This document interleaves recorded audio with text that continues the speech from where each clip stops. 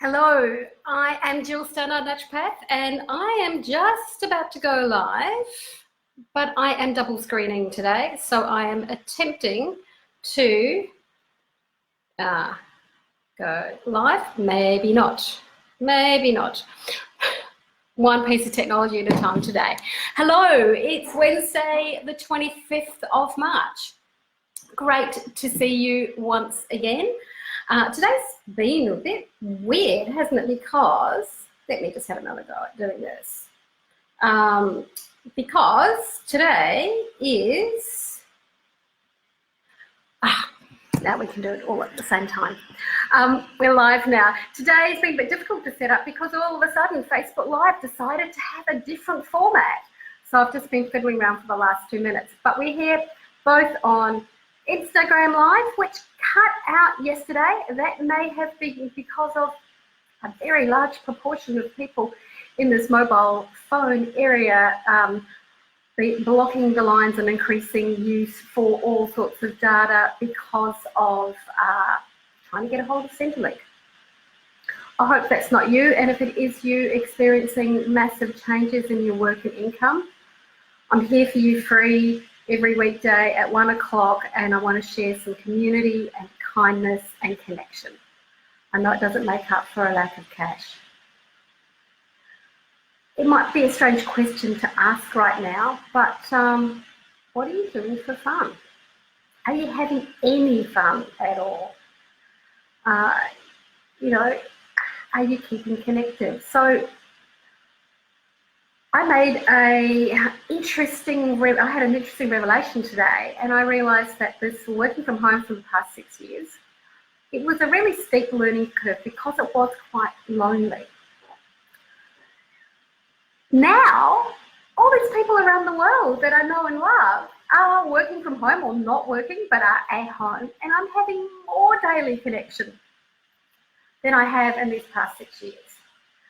I just hope that when we find our new normal, people stay in touch just as much. So it's been an amazing upside. So I started the day, I woke up early. Now I've got to say, I'm going to talk a little bit about sleep, and what is not good for sleep was what kept me up last night and woke me up from a really bad dream this morning. And that is when our Prime Minister does press conferences after cabinet meetings that are meant to start at 9 and then start later, and then it's just crazy. Not good for sleep. We're going to talk a bit more about sleep. So I'm talking about, things doing for fun. I'm one of those strange people who actually quite likes getting up early, and life in the time of an interesting virus makes it even more delicious to go for a walk at sunrise or a bit before sunrise when it's still a bit dark. I've always found a real camaraderie in the dark. It's a fantastic time for introverts. People might smile or acknowledge you, but they don't want to chat.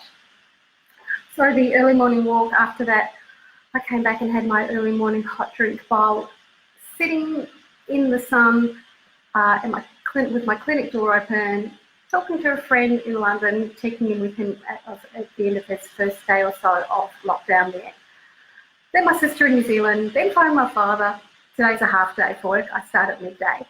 And then I've got clients for the rest of the afternoon after this live. But it's finding, as I talked about yesterday, finding unexpected pleasures in the moment. Having some really long, physically appropriately distanced conversations with my lovely neighbours. Connecting with people more is an absolute upside. And if you're having trouble connecting with people, it's okay to reach out and say, I'm struggling a little bit. The worst thing they can do is ignore you and you're still struggling. But most likely people are going to respond to that and say, yeah, so am I. So what are we doing for fun?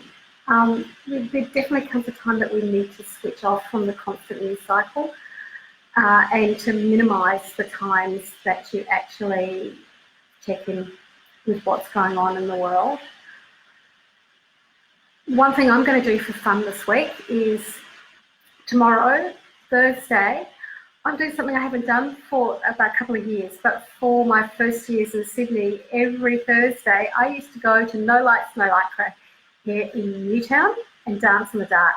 After a couple of years, I got sick of being elbowed by random tall dudes. Actually, when you're a shorty like me, I think I'm about 5'1.5" in old money.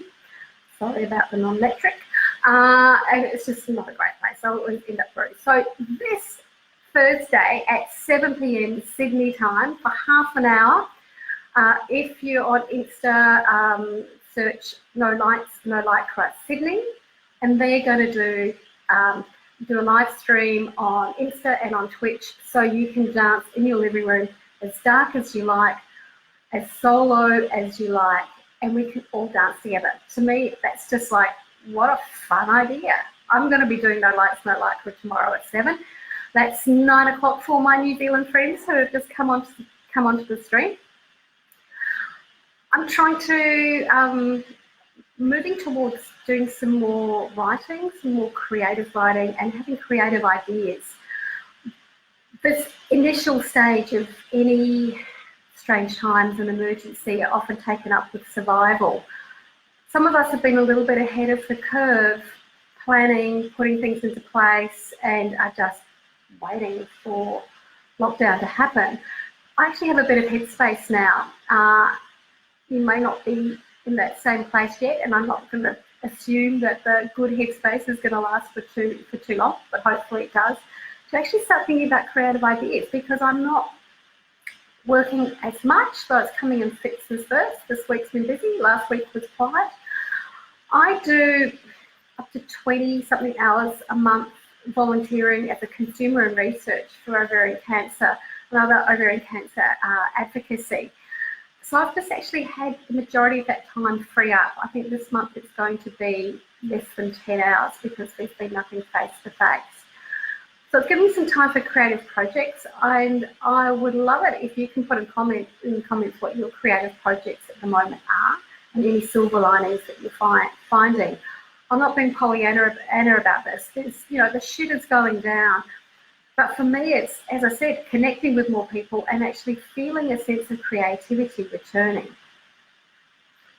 The topic I wanted to touch on today is sleep, because I keep coming back to what we know about general well-being, and what we know about this virus is that people who have other comorbidities, meaning you've got other health issues that are going on, are not doing so well. The Instagram live has paused. Hopefully you will come back.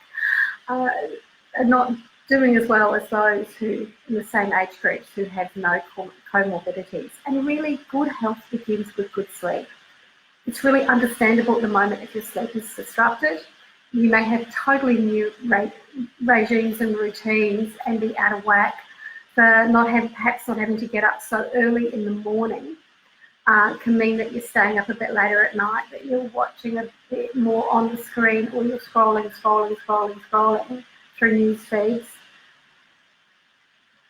If you've got an old-fashioned book, ones that aren't backlit, that are actually made of paper, might be a good time to keep some of those there and to dive into them.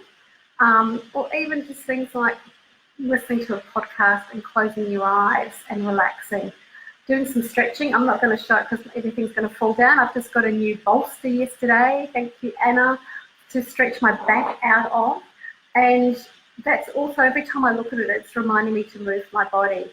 Sometimes we find it difficult to sleep because we aren't moving our body enough through the day. We're not getting enough routine exercise. And depending on what part of the world you are and what the weather is, not enough vitamin D from the sunlight. At any time, I always suggest people who have low vitamin D or have poor sun exposure or dark skin to supplement at this time of year as we go into daylight saving for the winter flu season with your vitamin D. In Australia now, most GPs won't routinely test for vitamin D. It's pretty much accepted that most people are low. So taking a bit more in consultation with your naturopath may be a good idea. So getting back to sleep, if you're a bath person, baths are great. Lavender is a long-time favourite sleep-enhancing smell.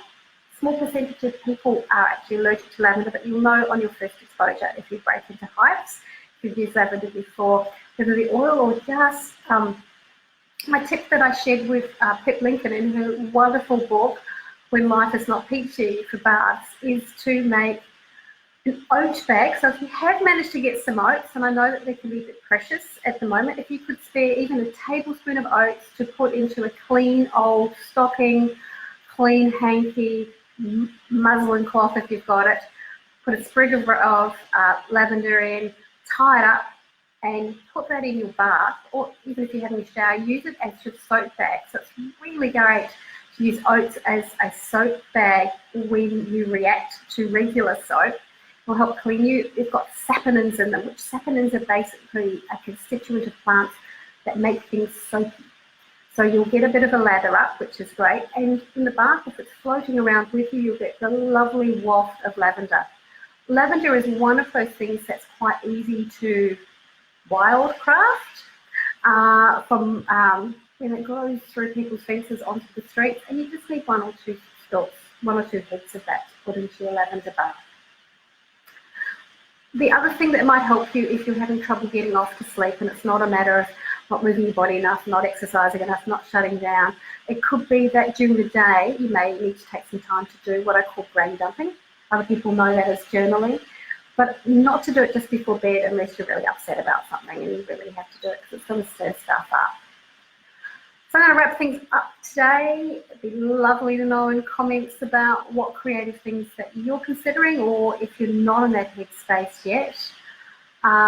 Much love to my friends in New Zealand who go into lockdown tonight, and those already in self-isolation here and around the world. I'm here for you. I'll be back at 1 o'clock Sydney time tomorrow. So take care, and I will see you then.